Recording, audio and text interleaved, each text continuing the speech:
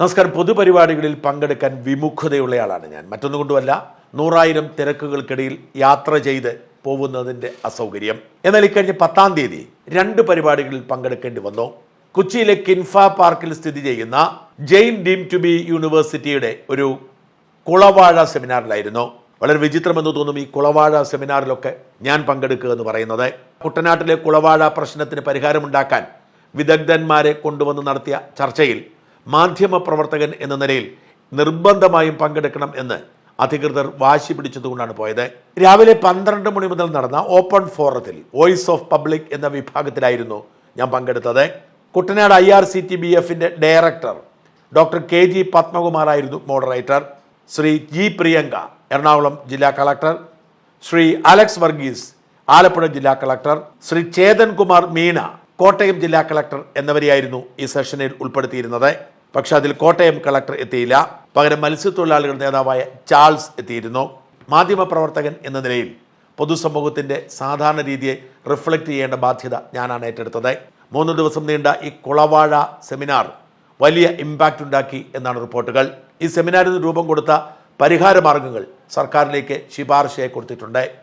കുട്ടനാട്ടിലെ കുളവാഴ പ്രശ്നത്തിന് ശാശ്വത പരിഹാരമുണ്ടാക്കാൻ കഴിയുമെന്ന ആത്മവിശ്വാസത്തിലാണ് ഈ പദ്ധതിയുടെ തലവനും മുൻ IFS ഉദ്യോഗസ്ഥനുമായ ഡോക്ടർ വേണു രാജാമണി അടക്കമുള്ളവർ. ഡോക്ടർ വേണു രാജാമണിയും Jain deem to be university director doctor Tom ജോസഫും വേദിയിലുണ്ടായിരുന്നു. സാധാരണക്കാരുടെ ഭാഷയിൽ സാധാരണക്കാർക്ക് വേണ്ടി മാത്രം സംസാരിക്കുന്ന എന്നെ സംബന്ധിച്ചിടത്തോളം ഇത് വളരെ വിചിത്രമായൊരു വേദിയായിരുന്നു. പക്ഷെ ഞാൻ അവിടെയും സാധാരണക്കാരുടെ ഭാഷയിൽ തന്നെയാണ് സംസാരിച്ചത്. അതുകൊണ്ടാവാം വലിയ കൈയുടെയും സ്വീകാര്യതയും ലഭിച്ചു. ജെയിൻ ഡീം യൂണിവേഴ്സിറ്റിയിൽ കുളവാഴകളെക്കുറിച്ചുള്ള എൻ്റെ പ്രസംഗം ദയവായി കേൾക്കുക.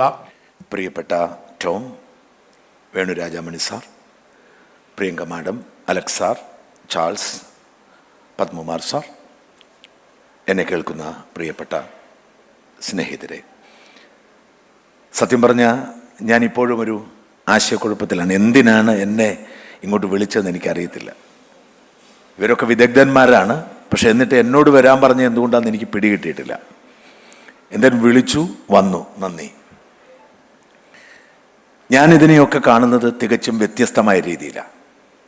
ഇപ്പം നമ്മുടെ സമൂഹത്തിൽ നമ്മൾ പലപ്പോഴും ഞാൻ കാണുന്ന 2 കുഴപ്പങ്ങൾ. ഒന്ന്, നമ്മുടെ ഭരണകൂടങ്ങൾ, അത് കളക്ടർമാരാവട്ടെ സർക്കാർ സംവിധാനങ്ങളാവട്ടെ, അവർ നമ്മുടെ നാടിൻ്റെ വികസനത്തിന് വേണ്ടി നടപ്പിലാക്കുന്ന പദ്ധതികളൊക്കെ കൃത്യമായ റൂൾസിൻ്റെ അകത്ത് ഒതുങ്ങി നിന്നുകൊണ്ട്, ചട്ടങ്ങൾക്കകത്ത് ഒതുങ്ങി നിന്നുകൊണ്ട് ചില കാര്യങ്ങൾ ചെയ്യാനുള്ള ശ്രമം. അതുകൊണ്ട് എന്താ ചെയ്യുന്നത് വെച്ചാൽ ഒന്നും പൂർത്തിയാവത്തില്ല. ഇപ്പം അലക്സ് സാറ് തണ്ണീർമുക്കം ബണ്ടിൻ്റെ കാര്യം പറഞ്ഞു. ഞാൻ അതേക്കുറിച്ചൊന്നും പറയുന്നില്ല, കാരണം ചാൾസ് അതേക്കുറിച്ച് പറഞ്ഞോളൂ, ഞാൻ പറയുന്നില്ല. അപ്പോൾ പലപ്പോഴും ഒരു പദ്ധതി രൂപം കൊടുക്കുന്നു. ആ പദ്ധതിക്ക് സാധാരണ മനുഷ്യരുടെ ജീവിതത്തിലേക്ക് ഗുണമുണ്ടാകും, ഫലമുണ്ടാകും എന്ന് സർക്കാർ പ്രഖ്യാപിക്കുന്നു. തെരഞ്ഞെടുപ്പ് സമയത്ത് അത് പറഞ്ഞവർ വോട്ട് പിടിക്കുന്നു. പക്ഷെ അടിസ്ഥാനപരമായി ആ പദ്ധതിയുടെ നടത്തിപ്പുമായും ആ പദ്ധതിയുടെ ഇൻസ്റ്റാൾമെൻറ്റുമായും ബന്ധപ്പെട്ട സാമ്പത്തിക താല്പര്യങ്ങളിൽ മാത്രം ഒതുങ്ങിപ്പോകുന്നു. അല്ലെങ്കിൽ തണ്ണീർമുഖത്തോ ഈ പറയുന്ന 2 ബണ്ടുകൾ തോട്ടപ്പള്ളിയിലോ പോയാൽ മതി. ആ ബണ്ടൊക്കെ അതിൻ്റെയൊക്കെ ഇപ്പോഴത്തെ അവസ്ഥ എന്താണെന്ന് നമുക്കറിയാൻ പറ്റും. അതെന്ത് ലക്ഷ്യത്തിലാണ് തുടങ്ങിയത്?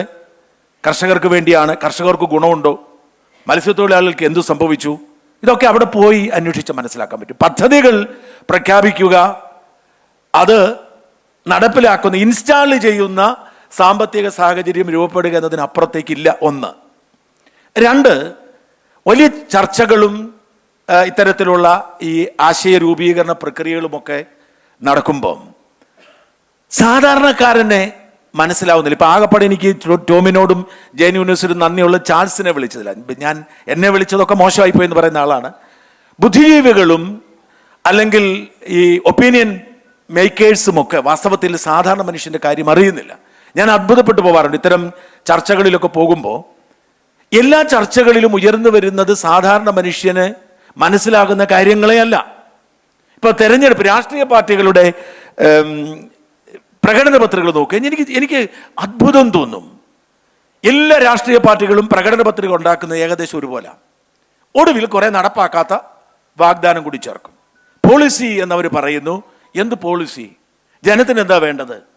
ജനത്തിന് വേണ്ടത് അവൻ ദൈനംദിന ജീവിതത്തിൽ ഇടപെടുമ്പോൾ സംഭവിച്ചുകൊണ്ടിരിക്കുന്ന പ്രശ്നങ്ങൾക്ക് പരിഹാരം ഉണ്ടാവണം. ഞാൻ വണ്ടി ഓടിച്ചുകൊണ്ട്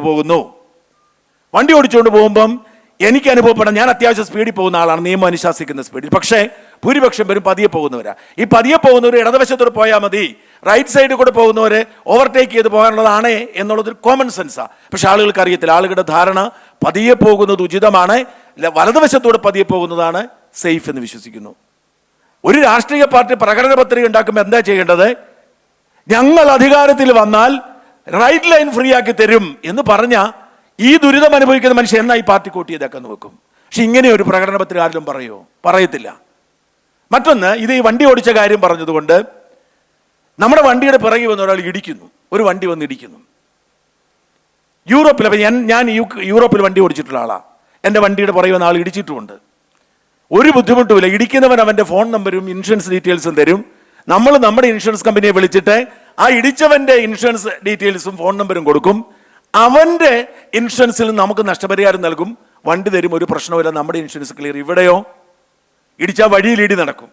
കയ്യൂക്കുള്ളവൻ കാശും കൊണ്ടുപോകും, കയ്യൂക്കില്ലാത്തവൻ സ്വാധീനമുള്ളവനാണ് ഇടിച്ചതെങ്കിൽ പോലീസ് സ്റ്റേഷനിൽ പോടാ, കോടതിയിൽ പോടാന്ന് പറയും. കോടതിയിലോ പോലീസ് സ്റ്റേഷനിൽ പോയി എന്ത് സംഭവിക്കും? ഇടി കൊണ്ട നമ്മുടെ ഇൻഷുറൻസിൽ നിന്നും പണം പോകും. ആലോചിച്ച് നോക്കി എന്തൊരവസ്ഥയാണ്. KSRTC ബസ്സിനൊന്നും ഇൻഷുറൻസേ ഇല്ല. ഇത്തരം അടിസ്ഥാനപരമായ വിഷയങ്ങൾ മനസ്സിലാക്കാൻ നമ്മുടെ രാഷ്ട്രീയ പാർട്ടികൾക്കോ ഉദ്യോഗസ്ഥർക്കോ കഴിയുന്നില്ല. അതുകൊണ്ടാണ് ഞാൻ പറഞ്ഞത്, എന്നെ വിളിച്ചാൽ ഞാൻ ഈ തിയറി ഒന്നും പിടികിട്ടുന്നൊരു മനുഷ്യനല്ല. ഞാനൊരു കർഷകന്റെ മകനായി ജനിച്ച് കൃഷിപ്പണിയെടുത്ത് ജീവിച്ച് ഭാഗ്യവശാലോ നിർഭാഗ്യവശാലോ ആരോ ജേർണലിസം പഠിക്കാൻ പറഞ്ഞു, അങ്ങനെ ജേർണലിസം പഠിച്ചു. എനിക്ക് പരിചയമുള്ള ജേർണലിസ്റ്റുകൾ എന്ന് പറയുന്നത് പത്രം ഇടുന്ന ഏജന്റുമാരായിരുന്നു. അത് ചെയ്യുന്ന പണി വൃത്തിയായിട്ട് ചെയ്യേണ്ടത് കൊണ്ട് സാധാരണ മനുഷ്യന്റെ ശബ്ദത്തിൽ സംസാരിക്കുന്നു. എനിക്കിപ്പോഴും പിടികിട്ടാത്തൊരു സംഗതി, സകല മനുഷ്യരും സംസാരിക്കുന്നത് മനുഷ്യർക്ക് മനസ്സിലാകാത്ത ഭാഷയിലാണ്. അതുകൊണ്ട് ഞാൻ ചെറുതായിട്ട് കാണുകയല്ല, അങ്ങനെ ആരും തെറ്റിദ്ധരിക്കരുത്, നല്ലതാണ്.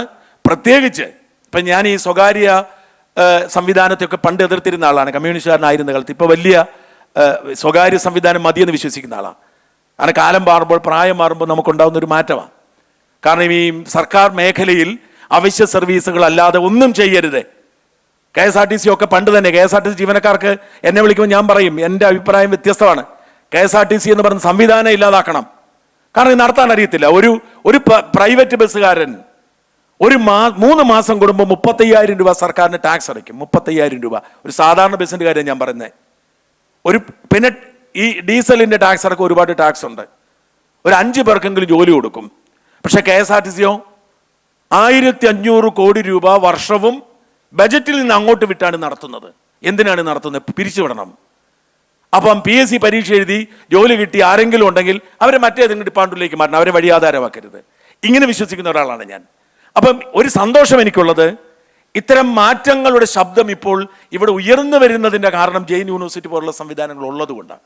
പണ്ടൊന്നും ആർക്കും ഒന്നും പറയാൻ പോലും അവസരമില്ല. ഇപ്പോൾ ഇതാ കൊച്ചി നഗരത്തിന് നടുക്ക് ഒരു ചർച്ച നടത്തുന്നു.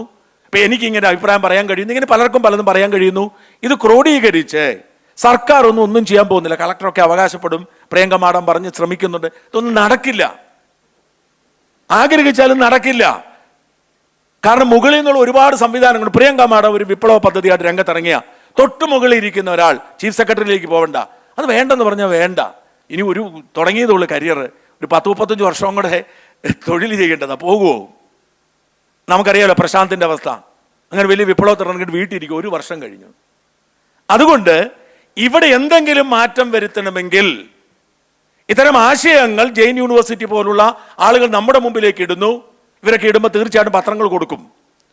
അങ്ങനെ പൊതുസമൂഹത്തിന് ധാരണയുണ്ടാകുന്നു. സ്വകാര്യ സംരംഭകർ വന്ന് ഇതൊക്കെ നടപ്പിലാക്കുന്നു. അത് മാത്രം നടക്കൂ. കാരണം ഇതിനൊരു ആദ്യം പ്രിയങ്ക മാഡം പറഞ്ഞപ്പോൾ മോണിറ്ററി എലമെന്റ് ഉണ്ട്. ഈ മോണിറ്ററി എലമെന്റിനെ ചൂഷണം ചെയ്യാൻ പറ്റിയാൽ മാത്രമേ നടക്കൂ. അതുകൊണ്ട് ഞാൻ പറയുന്നത്, നമുക്ക് സാധാരണക്കാരുടെ വിഷയങ്ങൾ സാധാരണക്കാരുടെ ഭാഷയിൽ, ഇപ്പൊ കുളവാഴയുടെ പ്രശ്നം, ഇപ്പൊ എനിക്കതിന്റെ സാങ്കേതികം അറിയില്ല. പക്ഷെ ഞാൻ നിരന്തരം ചങ്ങനാശ്ശേരി ആലപ്പുഴ റൂട്ട് യാത്ര ചെയ്യുന്ന ആളാണ്. അപ്പൊ ചിലപ്പം വളരെ ക്ലിയർ ആക്കിയിരിക്കുന്ന നല്ല വെള്ളം, ചിലപ്പം ഇത് പുഴയാണോ എന്ന് പോലും നമുക്ക് തോന്നില്ല. വേറെങ്കിലും പരിചയമില്ലാത്ത ഒരുത്തുമ്പോൾ അതിനകത്ത് ഇറങ്ങി ചത്തുപോകും, മരിച്ചു പോകും. സോറി, സാധാരണക്കാരുടെ ഭാഷ ആയതുകൊണ്ടാണ്.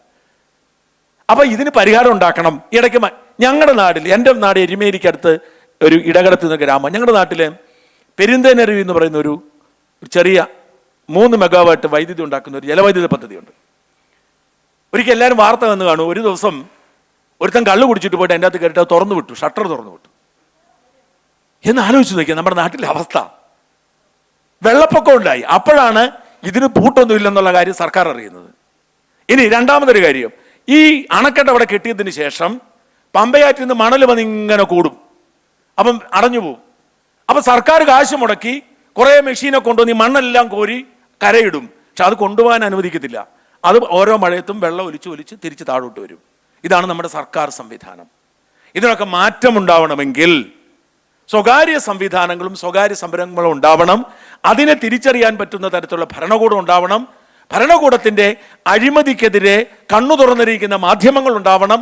ചാൾസിനെ പോലുള്ള പ്രതിരോധക്കാർ, അതായത് ഒന്നിനെ വിട്ടുകൊടുക്കാതെ പറയാൻ നടക്കുന്ന സാമൂഹ്യ പ്രവർത്തകർ ഉണ്ടാവണം. ഇങ്ങനെയാണെങ്കിലും നാട് നന്നാവൂ. അവരുടെയൊക്കെ കൂടെ ഇങ്ങനെ ഞങ്ങളും തുഴഞ്ഞു നീങ്ങാം. ഞാൻ ദീർഘിപ്പിക്കുന്നില്ല, കാരണം മറ്റൊരു പരിപാടി കൂടി പങ്കെടുക്കാം എന്ന് പറഞ്ഞ് എനിക്ക് കാലടി വരെ പോവേണ്ടതുണ്ട്. എന്തായാലും എന്നെ വിളിച്ചതിന് നന്ദി പറയുന്നു. ഈ മാറ്റം, ഈ ചർച്ച ഒരു പുതിയ മാറ്റത്തിന് തുടക്കമാവട്ടെ. കുളവാഴകളില്ലാത്ത ഒരു കുട്ടനാടുകാർക്കെങ്കിലും, ഞാൻ കുളവാഴയെക്കുറിച്ച് പറയുമ്പം ഈ ടോം നിർബന്ധിക്കുന്നതുകൊണ്ടാണ് ഞാൻ വീഡിയോ ചെയ്യുന്നത്. സത്യം പറഞ്ഞാൽ ഞാൻ ഒരു ദിവസം 6 വീഡിയോയെ മാക്സിമം ചെയ്യാറുള്ളൂ. ചെയ്യാനുള്ള ഒരു വിഷയമായിട്ട് എനിക്ക് തോന്നിയിട്ടില്ല. പക്ഷേ ടോം എന്നെ ഒരു 3 പ്രാവശ്യം 4 പ്രാവശ്യം ഒരു ദിവസം വിളിക്കുമ്പോൾ നിവൃത്തിയില്ലാത്തതുകൊണ്ട് ചെയ്യുന്നതാണ്. പക്ഷെ കുളവാഴയെക്കുറിച്ചുള്ള വീഡിയോ ഞാനൊരു 10,000 പേര് കൂടുതൽ കാണത്തില്ല എന്ന് കരുതുന്നുണ്ടെങ്കിലും കൂടുതൽ പേര് കാണുന്നുണ്ട്. അപ്പോഴാണ് എനിക്ക് മനസ്സിലായത്, കുട്ടനാടുകാർക്ക് ഒരു ഫാൾസ് പ്രോമിസ് കൊടുക്കുക. കുട്ടനാട്, ഞാൻ പറയുകയാണ്, ഇതാ കുട്ടനാട് കുളവാഴയെല്ലാം തീരാൻ പോകുന്ന പറയുമ്പോൾ ആളുകൾക്കൊരു സന്തോഷവും പ്രതീക്ഷയുണ്ട്. പ്രിയപ്പെട്ട ടോമെ, പ്രിയപ്പെട്ട ജെയിൻ യൂണിവേഴ്സിറ്റി, കുട്ടനാട്ടുകാരെ നിരാശപ്പെടുത്തരുത്. എങ്ങനെയെങ്കിലും വേണു സാർ ഉള്ളത് കൊണ്ട് എന്തെങ്കിലും ചെയ്യുന്ന പ്രതീക്ഷ എനിക്കുണ്ട്. അതെ, കളക്ടറുണ്ട്. അതുകൊണ്ട് ദയവായി കുട്ടനാട്ടുകാരെ നിരാശപ്പെടുത്താതെ നിങ്ങൾ കുറച്ചു കാലത്തേക്കെങ്കിലും കുറച്ചെങ്കിലും ഒരു പരിഹാരം ഉണ്ടാക്കാൻ ശ്രമിക്കണമെന്ന് അപേക്ഷിക്കുന്നു. ജയ് ഹിന്ദ്.